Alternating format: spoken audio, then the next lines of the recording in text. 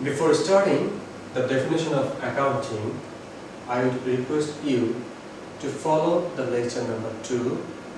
The topic is accounting as an information system, and I will continue this lecture from the lecture number 2. Now we will discuss about the users and uses of accounting information. We can broadly classify the users into 3 groups. Number 1, those who manages the business, basically the management portion. Number 2, those outside a business organization that have direct financial interest in the business. That means those persons who have directly financial relation with the business. Number 3, those persons, groups and agencies that have an indirect financial interest in the business. Among the users of accounting information, there are the top management who need information to choose the best alternative from several or couple of proposals.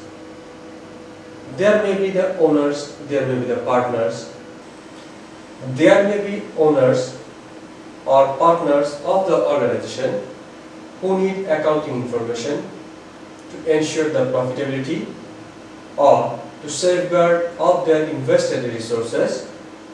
There may be managers who need information to achieve the target.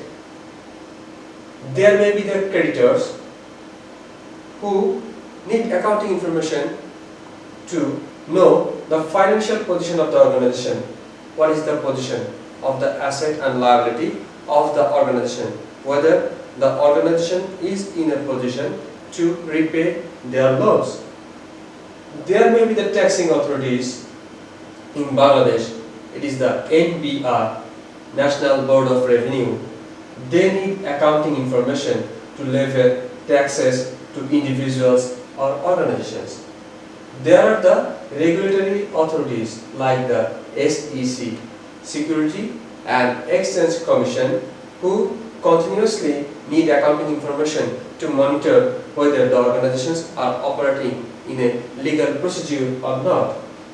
There may be the economic planners who need information to chalk out about the future plans and to execute those plans. There may be the employees and labor unions of an organization who need information to bargain about the facilities or financial benefits.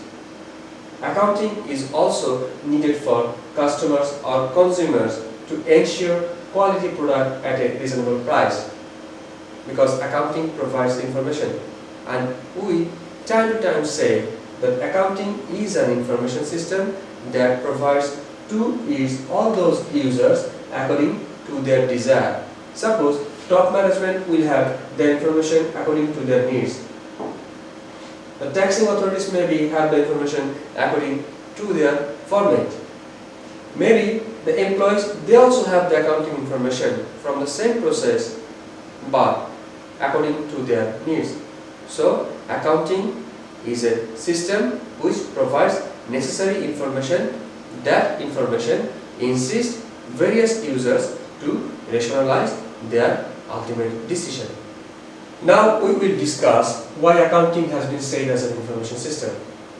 Accounting is a systematic procedure that collects input or raw data from various sources and then process that raw data and provide output or information. Informations are provided in various financial reports and financial statements like income statement, like cash flow statement, like balance sheet, etc. This accounting process that provide or that turn raw data into classified information is like that. If we put an example, when diamonds are explored from the mine, they don't have that much value when these diamonds are cutted into some specific categories and which have a very valuable value. What are the processing units of accounting information? What are the units or what are the process that turns the raw data into information? These processing units are accounting, first of all, records all the data, then classifies those data. Same nature or same types of data are classified and stored in a similar place. Then those data are analyzed, and those analyzed data are provided according to the nature of the information into various reports. These are basically the functions of accounting or processing units of accounting. So accounting provides all this information in a systematic way. Accounting is a scientific process. That's why accounting is an information system. Now question is whether accounting is a science or arts. Somebody says accounting is a science, someone says no, accounting is an arts. Basically, accounting is a combination of both science and arts. Why accounting is an arts? Accounting observes the activities, analyzes the various alternatives, choosing the best alternatives and taking feedback to evaluate the performance before taking any action. This is a scientific process. So, in that sense, accounting is a science. On the other hand, accounting information reflects. On the other hand, accounting is an art because accounting portrays the feelings of its users by providing information. But accounting not an absolute science, accounting is not an absolute art. It is a mixture of science and arts. Now we will start our lecture 3, a conceptual framework of financial accounting. I would request you to follow lecture 3 before going through this lecture. What is the meaning of a conceptual framework? Basically, conceptual framework in accounting are those fixed rules and regulations you will have to follow when you will work under accounting. We can explain the conceptual framework, or we can compare the conceptual framework like these boundaries. This is a boundary. Accounting also have some boundaries where you are permitted to work within these boundaries, but you are not allowed to go beyond or exceed these boundaries. So these are the conceptual framework. Here we have seen a conceptual framework is like a constitution because these rules, regulations, they are the supreme rules and regulations in accounting. You must have to follow when you will work under accounting.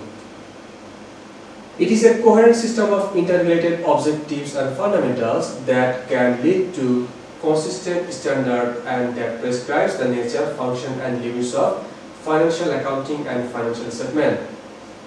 These are the consistent standard, consistent rules and regulations that is followed by everybody, because this conceptual framework is working for the general acceptability of accounting. This enables, basically what is the need for conceptual framework in accounting? A conceptual framework is needed. It works as an aid in developing more useful, consistent standard. It works as an aid in solving practical problems in accounting by reference to an existing framework of basic theory in combination with good judgment as one body of theory that will help accountants to focus on logical and consistent solutions to accounting problems as they arise. All these are doing to make accounting user-friendly. All these are doing for the general acceptability of accounting. This graph shows the conceptual framework of accounting. There are certain assumptions we have to follow when we are working under accounting. There are certain principles. There are certain constraints or limitations of accounting. You will have to keep in mind when you will work. There are certain qualitative characteristics of accounting information which will detect you that which informations are superior, which are inferior. There are certain elements of financial statement. So all these are very clear rules and regulations, and all these combinedly we can say the conceptual framework of accounting. These are the guidelines you will have to follow. The conceptual framework is working to achieve the basic objectives of financial reporting. Those objectives are to make accounting understandable by all or everybody. That is, that accounting should be very clear to everybody. Everybody should understand it very easily. And number two, to make accounting user-friendly. These are the common criteria of conceptual framework. In accounting, the assumptions we have to follow are: number one, economic or separate entity; number two, going concern or continuity assumption; number three, monetary unit; number four, periodicity. The principles we have to keep in mind are the historical cost; number two, revenue recognition; number three, matching or expense recognition; number four, full disclosure. The constraints or limitations are cost benefit, materiality; number three, industry practice; number four, conservatism. If we explain the assumptions of accounting, number one, economic or separate entity, this says business and owners are separate. Although the owners form the business, but in accounting we assume business are quite separate from the owners. This is the number one assumption. Number two, going concern says a business will operate for an unlimited time. When you will start the business, you can't say that this business will be in operation for 10 years, 20 years or 100 years. Maybe the business will operate for 100 years or more than 100 years, or maybe less than 100 years, but you can't give the expected or estimated life. Number three, monetary unit says all the transactions must be kept or recorded in terms of some monetary unit, maybe in taka, maybe dollar, yen, or kg, or any other measurement criteria.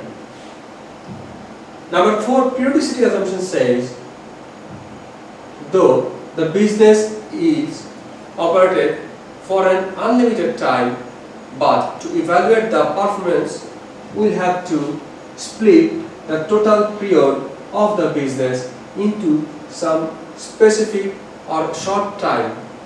For example, this unlimited time, we can split this unlimited time into 1 year period. For example, we divided this unlimited time into 0 to 1, 1 year, 1 to 2, another year, 2 to 3, another year, like that. This will give the management an opportunity to evaluate the short-term performance, which will enhance them to achieve their long-term objective. These are the four assumptions. Now, the principles are historical cost. It says in accounting, all the recordings must be kept at the original cost or the cost that incurred at the time of the transaction. Revenue recognition, on the other hand, is the second principle. It says when the revenue is to be recognized. There are two methods of recognizing the revenue. Number one, cash basis. Number two, accrual basis. Under the cash basis, when the revenue or cash money is collected, revenue is recognized. On the other hand, under the accrual basis, when some transactions, for an example, you made a credit sales of taka 10,000, credit sales are made but cash is not collected, cash is collected after some time. Under the accrual basis of accounting, we will consider or we will recognize the revenue. The revenue recognition principle says when to recognize the revenue. Basically, there are two methods of recognizing the revenue. Number one, the cash basis. Number two, the accrual basis. We will explain this by an example. For example, credit sales of taka 10,000. We made a credit sales of taka 10,000. For our convenience, we assume that we made the credit sales at January 1. January 1, credit sales of taka 10,000. When credit sales are made, money is not collected. After some days, money will be collected. We assume that we collect the money at January 10. January 10, cash are collected. Now question arises, when to recognize the revenue? If we follow the cash basis of accounting, it detects as cash is collected at January 10, so revenue should be recognized at the time of cash is collected, that means at January 10 of this year. If you follow the accrual basis of accounting, it says, okay, all the cash is not collected, but when you made the sales, we made the sales at January 1. So when you made the sales and you have an opportunity to have the money, it says revenue should be recognized at January 1 when sales are made. As sales are made, it is our income, so we will have an earnings of taka 10,000 after some days, and it says revenue should be recognized at January 1. So we found that under cash basis, revenue recognized when cash is collected, that means January 10, and under accrual basis, revenue will be recognized at January 1 when credit sales are made. Basically, the revenue recognition principle follows the accrual basis of accounting. Under matching principle, we have seen it says all expenses should be matched against all the income, because income minus expense is the profit of the organization. To have the profit of the organization, you will have to record all the expenses against all the income. Full disclosure principle says we will have to provide adequate information, because accounting is an information system that provides information. So you have to provide all the information that is necessary to disclose the real scenario of the organization. So if you need to disclose any information, you can provide some footnotes, you can provide adequate reportings, you can provide some explanation about some transactions if there is some question arises. The constraints or the limitations of accounting are: number one, cost benefit. It says benefit of an information must be greater than the cost of the information. For example, we assume that to collect a information, we incurred a cost of taka 100. On the other hand, by using that information, we benefited taka 110. So the benefit is 10 taka more than the cost of information. So every information should have the benefit more than the cost. Number two, materiality. Materiality is a matter of perception.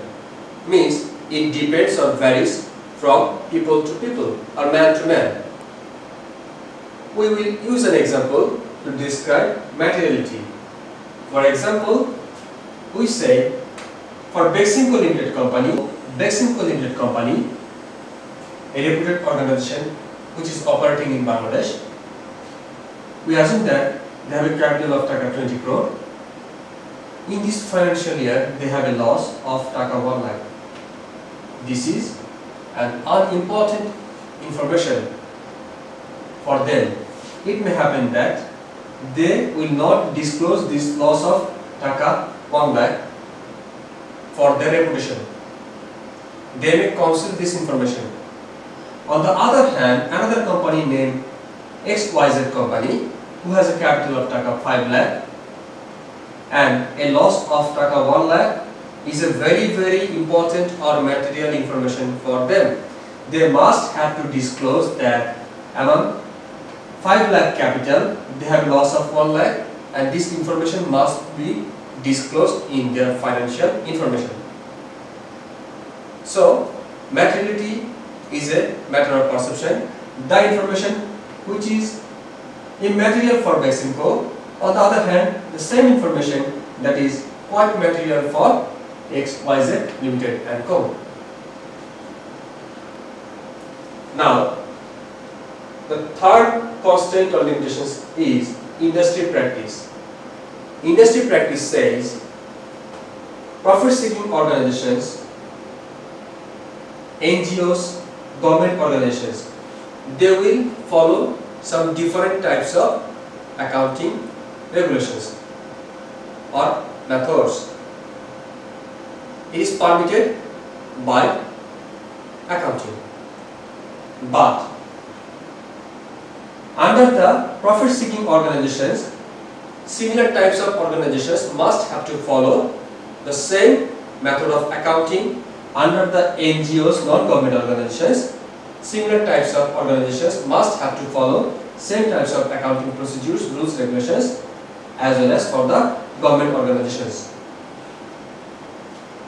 Last of all, conservatism constraints. It says in accounting to record all the expected loss, that means all the expected loss must have to be recorded. On the other hand, expected profits need not to be recorded in accounting. This is the conservatism constraints.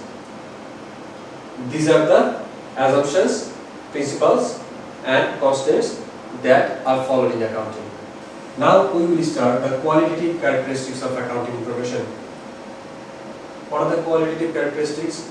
Basically, the qualitative characteristics can be classified broadly into two groups: relevant, reliability. Relevant means related with the events. Some events or some information are specifically related with some specific events. This is the relevant information for that event. On the other hand, reliability deals with the source of information or validity of the origin of the information.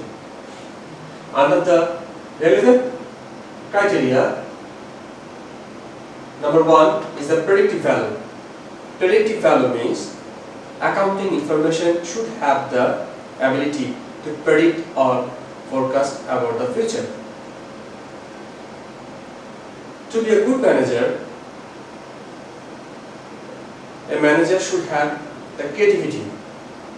Accounting information will give information to that manager about the future activities of the economy or of the organization. Feedback deals with the past information.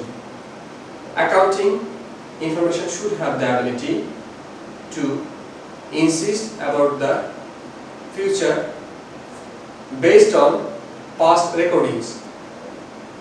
For example,